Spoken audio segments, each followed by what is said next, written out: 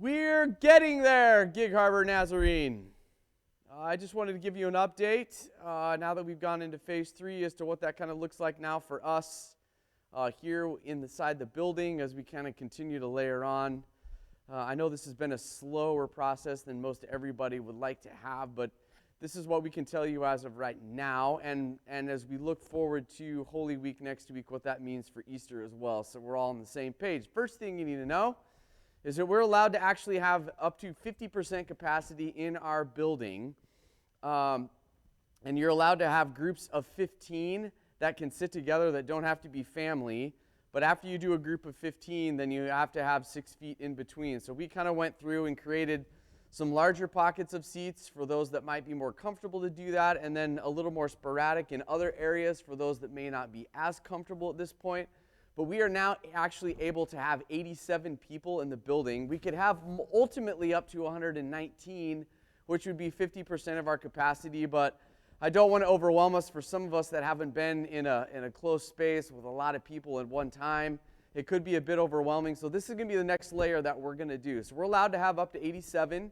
And as the announcement goes out this week, or you can jump on our website at gigharbornaz.org, you can actually see that there is sign-ups available, and it might only say 70 right now, and that actually will give us space for some of our volunteers that are here in the space on Sunday morning.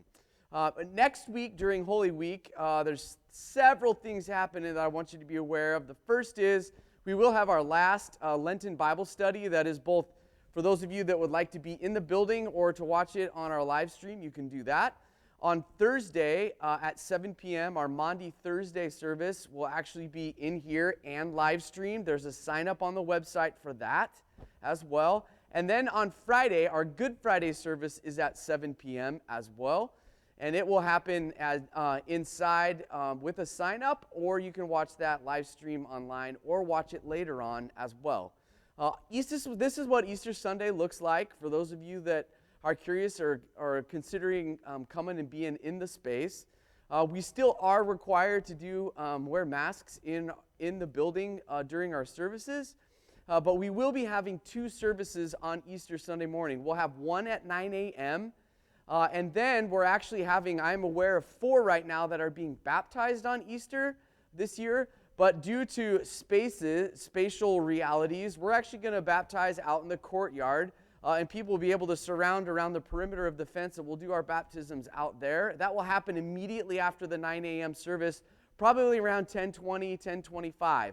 Our second service will be at 10:45, and if you jump on the website, gigharbornaz.org, you'll be able to see sign-ups for every one of those services.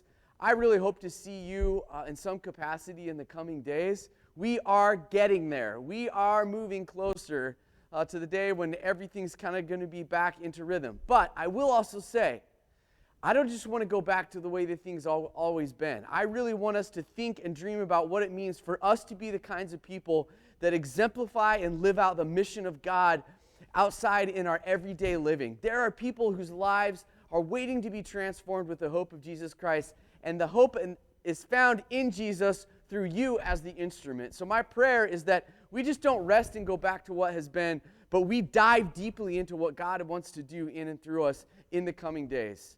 Christ be with you. You are loved.